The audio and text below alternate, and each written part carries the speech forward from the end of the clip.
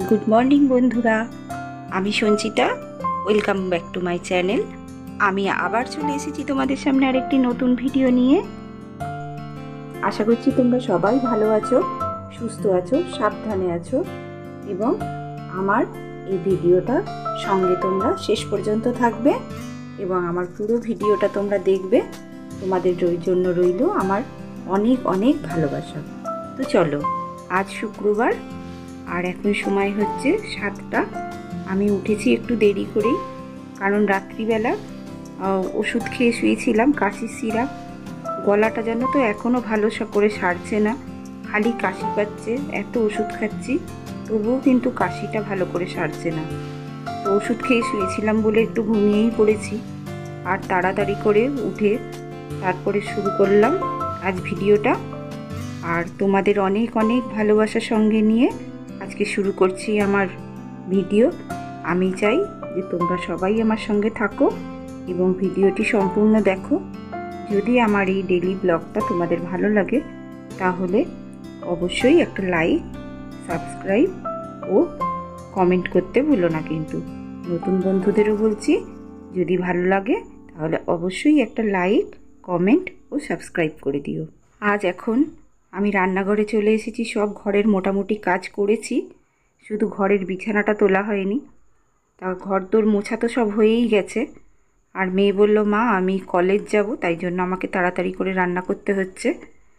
ভাবলাম যে এখন থেকেই ভিডিওটা শুরু করি তাহলে। এখন সকাল 8টা, আমি সব কাজ মোটামুটি শেষ করে চলে এসেছি রান্নাঘরে। আর এই মেয়ের জন্য টিফিন তৈরি করে দিচ্ছি। যে বলল যে কি করব, কি খেয়ে যাব, ভাত খেয়ে যাবে বলেছিল। তা আমি বললাম, না তুই তো দুপুরবেলা চলেই আসবি, তাহলে আর ভাত খেতে হবে না, আমি একটু পরোটা করে দিচ্ছি। তা পটল আলুর দম করেছিলাম। জানো, পটল আলুর দমটা করেছি, খেতে কিন্তু খুব সুন্দর হয়েছিল। আর এই যে পরোটা করে দিয়েছি, আলাদা করে আমি ছাতুর পুর দিইনি, ময়দাটার সঙ্গে আমি ছাতুটাকে একসঙ্গে মেখেছি মশলা দিয়ে। বেশ সুন্দর লাগছিল খেতে জানো। আর ময়দার এই পরোটাগুলো এত সুন্দর নরম হয়েছিল, খেতে কিন্তু ভীষণই ভালো লাগছিল। তা শরীরটা যেহেতু কাশি হচ্ছে, একদমই শরীরটা ভালো নেই জানো তো। যেহেতু কাশি সিরাপ খাচ্ছি, খালি ঘুম ঘুম লাগছে যেন। আর ঘুমিয়ে পড়লে তো আমার হবে না, তাই আমি আগে থেকেই ঠিক করে নিলাম যে অল্প সময়ের মধ্যে কি করে তাড়াতাড়ি খাবারগুলো তো আমাকে করতেই হবে, কারণ আর তো কেউ করার নেই। তা খাবার, টিফিন সবই আমাকে করতে হবে। তা বুদ্ধি করে অল্প সময়ের মধ্যে তাড়াতাড়ি করে কি রান্না করা যায় সেটা কিন্তু আমি ঠিক করে নিলাম। আর খুব অল্প সময়ের মধ্যে আমি রান্নাগুলো সব কমপ্লিট করলাম, সেটাই তোমাদের সঙ্গে এখন শেয়ার করছি। দেখো, আমার দুদিন ধরে অনেকটা কলমি শাক কাটা ছিল, একদিন ভেজেছিলাম আর কিছুটা কেটে রাখা ছিল ফ্রিজে। সেটা দিয়ে আজকে আমি একটুখানি ইলিশ মাছের অনেকগুলো মাথা আছে, সেইটা দিয়ে আমি চচ্চড়ি করব। এই উচ্ছে ভাজছি আর একটুখানি মাছের ঝাল করে নেব। তো ওর বাবা তো সকালবেলা স্টেশনে গেছে টিকিট কাটতে, এসে পড়লে এবার ওকে খাবারটাও দিয়ে দিতে হবে। তো আমি একটু উচ্ছে ভেজে নিলাম তাড়াতাড়ি করে। তো উচ্ছেটা যেহেতু ওর বাবা খেতে ভালোবাসে, আর ওর বাবার প্রতিদিনই একটু তেতো খাওয়া ভালো, কারণ আমরা ও যেহেতু আলু খায় না, সেহেতু একটু উচ্ছে ওকে আমি রোজই ভেজে দিই। আর যেহেতু আমাদেরও ভালো লাগে সেই জন্য আমরাও একটু উচ্ছে ভাজা করে নিই। তা মেয়ে বললো যে মা আমাকে টিফিনটা দিয়ে দাও, ও তাড়াতাড়ি করছে, কলেজ যাবে বলে। খেয়ে নিল ও তাড়াতাড়ি, খেয়ে নিয়ে আবার স্নান করে রেডি হবে কলেজ যাবার জন্য। তো ওকে তাই জন্য আমি টিফিনটা তাড়াতাড়ি করে দিয়ে দিলাম। আর আমি অমনি দুপুরের তরকারি বসিয়ে দিয়েছি, কারণ ভাতটা এক সেদ্ধ করে আমি নাবিয়ে রেখে দিয়েছি, তার মধ্যেই আমি বাকি রান্নাগুলো করে নেব। কারণ আমি তো বলেছি যে ভাত আমি একবার ফুটিয়ে নাবিয়ে রাখি, তারপর আরেকটুখানি ফুটিয়ে আমি ভাত উপর দিয়ে দিই, তা আমার ভাত হয়ে যায়। তো চলো, এই যে শাক চচ্চড়ি এবার বসাচ্ছি। শাক চচ্চড়ি বসাতে বসাতে আমি আবার অন্য কাজগুলো করে নেব, টুকটাক যেগুলো কাজগুলো আছে সব। তো এই ইলিশ মাছের মাথাগুলো যেন অনেকগুলো ইলিশ মাছ নিয়ে এসেছিল। তা ওর বাবা বলল যে মাথাগুলো কি করবে, টক করে ফেলো। তা আমি বললাম না, আজকে শুক্রবার, যেহেতু আমি শুক্রবার দিন টক খাই না, সেই জন্য ভাবলাম যে মাথাগুলো দিয়ে একটা চচ্চড়ি করে ফেলি। অনেকগুলো সবজি বেঁচে ছিল, পাঁচমিশুলি সবজি, সেগুলো অল্প অল্পই ছিল, একটু বেগুন, বরবটি, আলু, পটল, এরম ছোটো অল্প অল্প সবজি, সেগুলো দিয়ে আর শাকটা দিয়ে আমি মাছের মাথা দিয়ে একটা চচ্চড়ি বানিয়ে নিলাম। আর চচ্চড়ি কিন্তু খেতে খুব ভালো লাগে, জানো তো, এরম পাঁচমিশুলি চচ্চড়ি। আর কলমি শাকটা ভাজাও খেতে ভালো লাগে। আর কোনো মাছের মাথা টাথা থাকলে আমি মাঝে মধ্যে শাক চচ্চড়ি মাছের মাথা দিয়েও করি, খেতে ভালো লাগে। এরাও ভালোবাসে আর আমি তো ভালোই বাসি, আমার কথা ছেড়ে দাও, আমি তো বেড়াল, যা পাই তাই খাই। তা মাছ খেতে তো আমাদের ভীষণই ভালো লাগে। আমরা নিরামিষ একদমই খেতে পারি না, আমরা তবু মাঝে মধ্যে খাই। ওর বাবা কিন্তু একদমই নিরামিষ খেতে পারে না, জানো, বলবে একটু মাছ হলে একটু শান্তি করে খায়। একমাত্র নিরামিষ আমাদের কখন হয় জানো তো, প্রচণ্ড গরম পড়লে তখন। আর তখন ওই সবে আম ওঠে, আম ডাল, আলু ভাতে, এই রকম করে আমরা গরমের সময় একদমই মাছ খেতে পারি না। এই গরম কটা দিন যে কদিন থাকে তখন আমরা শুধু ওই নিরামিষ ডাল ভাত এইসবই খাই। আর অন্যান্য সময় মাছ ছাড়া মুখে ভাতই উঠবে না। কথায় আছে মাছে ভাতে বাঙালি, কিন্তু জানো আমাদের একটু বেশিই মাছ খাওয়া হয়। এক এক সময় কিন্তু মাছ খেতে খেতে অরুচি হয়ে যায়, জানো, তখন না কি করব, এমনি নিরামিষ করি, কিন্তু তাও দেখি ও বাবা, নিরামিষ করলেও মাছ ছাড়া মুখে ভাত উঠছে না। সেদিন নয় ভাত বেশি হয়ে যাবে, নয় কারোর খেতে ইচ্ছা করবে না, এই রকম করে। তা ঠিক আছে, তাহলে মাছ যখন থাকেই, মাছ রান্না করতে আর কি আছে আমার, বলো, এনে দিলে আমার আর কি আছে করতে। কিন্তু তবুও আমি অনেক হিসাব করে চালাই। অনেক দিন তো দুবেলা মাছ খাই না, দুবেলা মাছ অবশ্য আমাদের খুব কমই হয়। যেদিন ধরো খুব সবজি টবজি নেই, একটু বাড়ন্ত আছে সবজি, সেই দিনকে কি করলাম বলো তো, একটু যদি বেশি মাছ থাকে তো মাছের ঝাল করে রেখে দিলাম, বিকেলে আমরা রুটি খেয়ে নিই। মাছের ঝাল দিয়ে রুটি খেতে আমাদের সবাই ভালোবাসে। যেহেতু আমরা মাছটা খেতে ভালোবাসি, তা মাছের যে কোনো পদ হলেই আমাদের খাওয়া হয়ে যায়।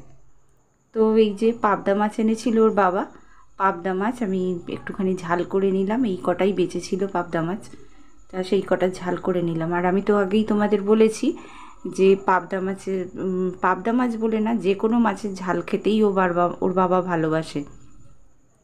মাছের একটু যদি ঝাল হয় তাহলে ওর বাবার খাওয়া হয়ে যাবে। তো এই যে মাসকাবারি চাল এনেছে, চালটাকেও আমাকে ঢেলে রাখতে হলো। মাছের ঝালটা বসিয়ে দিয়ে আমি চালটা ঢেলে নিলাম, কারণ অনেকক্ষণই এনে দিয়েছে, এই সময়টা আর পাইনি। এইবারে চালটা ঢেলে নিয়ে আমি এবার রান্নাটা সব শেষ হয়ে গেছে প্রায়, মাছের ঝালটা হলেই হয়ে যাবে। হয়ে গেলে গ্যাসটা মুছে আমি এবার চান করতে চলে যাব।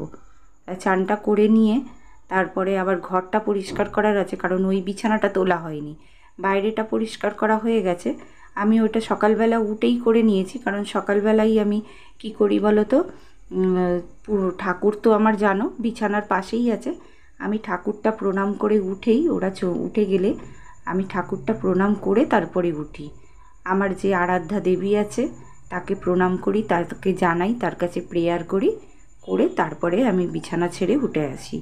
তারপরে অন্যান্য কাজ থাকে সেইগুলো করে কাপড় ছেড়ে তারপরে আমি রান্নাঘরে ঢুকে যাই। তো এই যে দেখো রান্না হয়ে গেছে। আর রান্নার এটা যে ন্যাতা, হেঁসেল ধরা যে ন্যাতাটা ছিল সেটা একটু সাবান দিয়ে কেচে নিলাম। ওর বাবাও এসে গেছে, এবার খাবার দিতে হবে। এখন বাজে 10টা, ওর বাবা এবার খেয়ে বেরিয়ে যাবে। গিয়েছিল স্টেশনে, বললাম, এসেছে, ওর বাবাকে খাবারটা দিয়ে আমি ঘরটা পরিষ্কার করে নিলাম, কারণ এই বিছানাটাই আমার পরিষ্কার করার বাকি। ঘর তোর সব মোছা হয়ে গেছে, কিন্তু এই বিছানাটা আমার এখনও তোলা হয়নি। আর মেয়েও তাড়াতাড়ি করছে, বললাম না কলেজ যাবে বলে তাড়াতাড়ি করছে, ওর 11টা থেকে ক্লাস, তো ওর খাওয়া দাওয়া হয়ে গেছে, ও ওদিকে রেডি হচ্ছে, আমি ততক্ষণে বিছানাটা তুলে দিয়ে একদম চান করতে চলে যাব। তা চান করে এসে আমাকে আবার পুজোটাও করতে হবে, সেই জন্য আমি তাড়াতাড়ি করে বিছানাটা করে দিলাম। আর বাইরের বিছানাটা যেহেতু আমার করাই আছে, সবই পরিষ্কার করা আছে, খালি বিছানাটাই আমার তোলা ছিল না, তাই জন্য এই ঘরের বিছানাটা পরিষ্কার করে নিলাম। আর অমনি যেহেতু বিছানা টিছানাগুলো ঝাড়াঝাড়ি করেছি, ধুলো পড়েছে, তাই একটুখানি ঝাঁট দিয়ে নেব। আর কারণ মোছা আছে যখন আর মুছবো না ডবল করে। তো এইবার আমি চান করতে চলে যাই। চানটা করে নিয়ে এবার অনেকগুলো কাচার আছে, সেগুলোকেও কাচবো, কেচে এবার মিলে দিতে হবে, কারণ এত রোদ উঠেছে, গরমে না আঁচের কাছে একদম দাঁড়ানো যাচ্ছে না, জানো তো। সেই যেন মনে হচ্ছে বৈশাখ জ্যৈষ্ঠী মাসে যেরকম গরম পড়ে সেই রকম। ভাদ্র মাসে এত গরম কোনো দিন আমরা দেখিনি আর কোনো দিন অনুভবও করিনি। আর এই যে এত বৃষ্টি হলো, বৃষ্টির ফলে যত রোগ বোধহয় আমাদের এসে ধরলো, জানো তো। এই প্রত্যেকে যাকে শুনছি সেই বলছে যে গলা ব্যথা, কাশি আর জ্বর। জ্বরটা যদিও না আসছে, আগে কিন্তু গলাটা এফেক্ট করছে ভীষণভাবে। আর কাশিটা কিন্তু একদমই যেতে চাইছে না, কোনো অ্যান্টিবায়োটিক, কোনো ওষুধ, কোনো কিছুতেই কিন্তু যেতে চাইছে না। তো চলো বন্ধুরা, দেখো আমার স্নান হয়ে গেছে, জামা কাপড় মেলে দিচ্ছি। এইবার তোমাদের কাছে একটা আমার আবেদন, যে তোমাদের যদি ভিডিওটা ভালো লেগে থাকে তাহলে অবশ্যই একটা লাইক, কমেন্ট ও সাবস্ক্রাইব করে দিও। আমার সঙ্গে থেকো, আমার বন্ধু হয়ে থেকো। আর আমার আর একজন সঙ্গী এসেছে, সে এসে আমাকে ডাকছে। দেখো দুজনে কীরকম মারপিট করছে খাবে বলে, কে আগে খাবে। এদের সঙ্গে থেকে এদেরকে খাইয়ে আমার যে কি মনে শান্তি পাই আমি তোমাদের কি বলবো, জানো তো। এরা এসে যখন খেতে চায় আর যখন দরজার কাছে দাঁড়িয়ে মা মা বলে ডাকে, তখন না মনটা শান্তিতে ভরে যায়। যে এদের পাশে দাঁড়াতে পেরে আমার ভীষণই ভালো লাগে। পশু পাখি এইসব নিয়েই আমার দিন চলতে থাকে, জানো তো। ভীষণ শান্তি লাভ করি আমি মনে।